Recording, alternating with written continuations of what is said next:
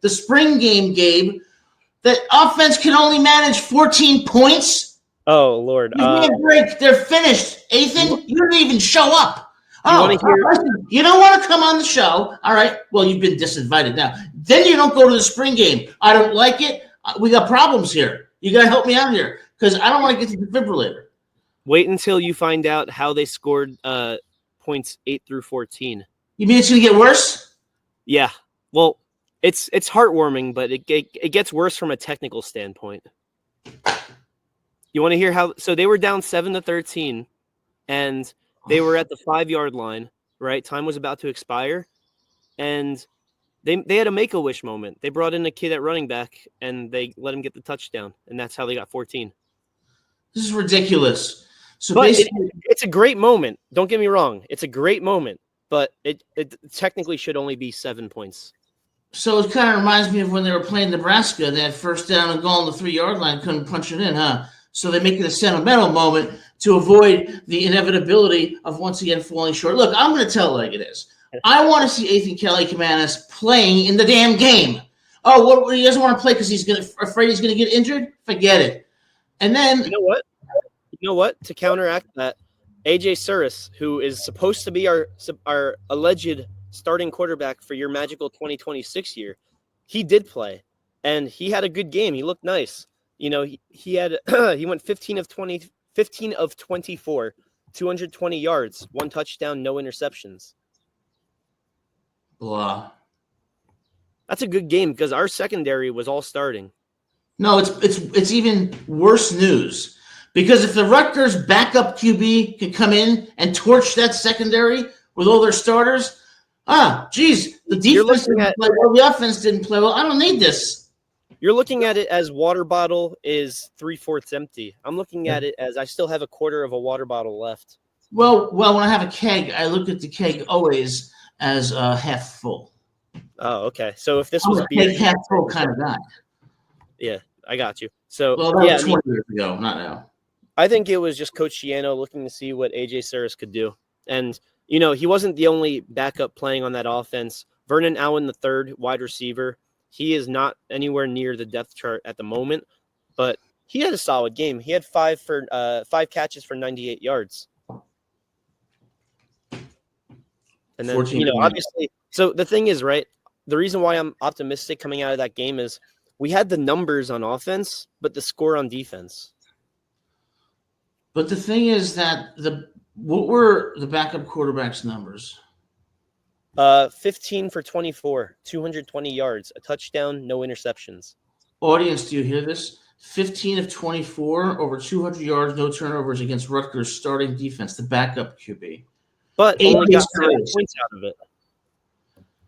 I know, but that doesn't really – I guess you're positive, I'm negative, and it's a good it complements each other. But then the offense can't move the ball and get more than 8 points on a defense – I mean, I don't understand this.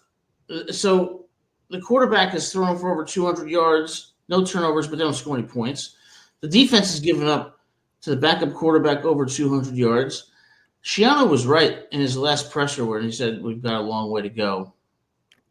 Long way to go, but this is the time to do it. And speaking of long way to go, you want to talk about some guys that have made strides in the offseason? Because we got some awards to talk about too. Yeah, so our last segment before we get to our good friend Austin, who's called in, we got some awards to talk about regarding Rutgers. Gabe, why don't you talk to us about that? Yes, sir. So, for the 2025 Spring Awards, now I have here the Mark Mills Second Effort Award. Cover your name for his last name, but this award goes to Fama Toure. Now, it was named in memory of former Scarlet Knight running back Mark Mills, obviously, and awarded to the offensive player who, through determination, dedication, and hard work, has shown the most improvement during the offseason and spring practices.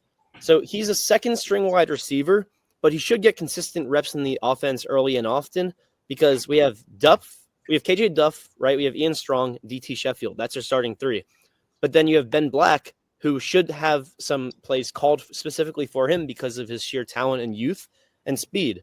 But also, I mean, Fama Toure, wide receiver 5, which means in certain situations he will be on the field. And if there's any injury, which you hope that there isn't, but there will be, he'll be on the field as an everyday player or every week player. Yeah, I got to tell you, when I think about Athan, I think about that wide receiver room of Strong, Duff, Sheffield. In all honesty, I joke around a little bit before, but seriously, when you look at that wide receiver room, and you look at the running back room with Antoine Raymond, Deshaun Benjamin, C.J. Campbell, and you look at Athan developing into a legitimate top-tier starter, with that experienced offensive line, Rutgers can do a lot of damage. Of course, they're not going to score a lot of points in the spring game. Obviously, some starters are going to stay out. But when you look at the defense, too, with that size and experience on the defensive line and what I think is going to be a really talented secondary, this means to me that Rutgers might be in a position to pull out those close wins that they didn't pull out against teams like Illinois, UCLA, and even maybe, dare I say, Penn State and Drew Aller, who likes to throw the ball to the other team. You want to hear something crazy about Drew Aller? You want to hear something crazy? Yes, I don't know if you're ready. Notre Dame with 38 seconds left when he should have thrown it away. Well, that is crazy, but what else is crazy is he's the second most likely guy next year if he declares to go number 1 overall. Oh no, please. According to every betting page out there, it goes Archie. That's his Arch. Yeah, Arch. It goes Arch number 1 for most likely, and then your good pal Drew Aller. I don't need this. He's not going number 1. He throws the ball to the other team. I mean, and what I see from Drew Aller is he's got all the physical tools, but I feel like when he's under pressure, he really struggles. And I'm just not so. If he's the number 1 pick, well, that's not a great quarterback class, in my opinion. I think Arch Manning goes ahead of him. Oh yeah, I think so too. And in fact, I'm not promoting the gambling of it, but I will personally be betting on Arch Manning to go number 1 next year. Yeah, I think. Yeah, go ahead. I was going to say, but we can transition to the defense, but I want to hear, because it sounds like you're not finished talking about Drew Aller. No, I'm not finished talking about Drew Aller. And you know what? I'm not, because all I heard last year was Drew Aller is the next great quarterback, and I heard whispers that Dylan Raiola was the next Lord, Patrick Mahomes. Let me tell you something. Nebraska's starting QB is actually an actor playing the role of Dylan Raiola. As far as Drew Aller goes, I watched him against Ohio State get shut down because when he's under duress, when he goes against a good defense, he gets a little pass happy and decides to throw the ball around, and it goes into the other team's hands. I saw that. I saw in the playoff game with 38 damn seconds left. All right. Yeah, sure. If your first read ain't there, throw it out of bounds. What does he do? He says, you know what? I'm fighting for the Irish. And you know what? You know who else had interception problems coming out of college? Who? Peyton Manning. Peyton Manning had interception problems? I remember Peyton Manning in the Super Bowl that one year at Giant Stadium. He threw like 4 interceptions. Peyton Manning's overrated. Enough of him. Oh, come on. All right, let's change the topic. And look, all I'm saying is that Mr. Discount Double Check Aaron Rodgers is better. How you doing? If you slander Mr. Peyton Manning, you have a problem with the truth. I'm just saying.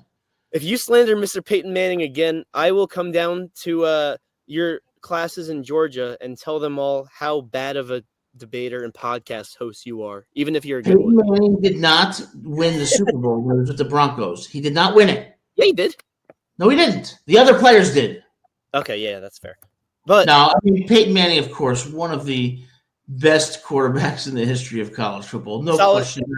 He's on the Mount Rushmore in both college football quarterbacks and NFL quarterbacks. Yeah, I would agree with that. And one thing about Peyton Manning that all young players can take is that from day one, when he got drafted, he was a student of the game, a truly, truly intelligent person, one of the best players in history, and a great, great man of great character. So all jokes aside, Peyton, you're someone that people should aspire to be as a player person. And unfortunately, I, just like him, can have a helicopter land on my forehead, but it's okay. It is what it is. But I'm going to tell you, next year, the question that's going to be on my mind for the next 365 days is, where will Dylan Gabriel be next year? Anyways, we we went down a little rabbit hole there. We were talking about the Mark Mills Award. I don't know how that happened. I don't know, but you know what? This is one of those shows where weird things are happening, and so maybe right now is a good time to bring on Austin, our good friend, to join in the Yes. weird and give us hustle. Because I'm feeling a little woozy right now. I'm starting to see three of everything, so I guess I just have to hit the one in the middle. Anyway, Austin, I just wanted to say, good pal. I have two more things to go through, and then the stage is all yours. But if you have anything to say about these, go right for it, because it'll be really quick. What did you do? Go for it, Gabe. This All is your right. all show. I'll Oh, sit back and well- admire the Rutgers knowledge. Apparently, Gabe, it's go Adam's for it. show. Gabe, people want to look at me, so they'll hear you and they'll listen to me and they'll look at me. How you Oh doing? my lord! What? Oh my goodness! All right. Anyways, the last two awards, real quick. Douglas A. Smith second effort award. Zaire Engoy, named in memory of former Scarlet Knight defensive tackle Doug Smith, and awarded to the defensive player who, through determination, dedication, and hard work, has shown the most improvement during the offseason and spring practices. Second string nose tackle, again, depending on how we use our front seven, would get good reps in a 4-3 set. And unfortunately, with Mr. Motoré gone, it seems like we might be running a 4-3 set. And another defensive tackle has also stepped up in the offseason, and I love this competitive energy because we have a real beefy front, and that's what Adam likes, is a beefy front. Frank R. Burns Award, DJ Allen, also defensive tackle, and that's what I was referencing before. Named after former Scarlet Knight All-America quarterback Frank Burns, and awarded to the player who demonstrates extraordinary mental and physical toughness during the spring. If both these guys are not starting, which it doesn't seem like they will be, we may finally have a strong defensive depth and enough meat on the D-line.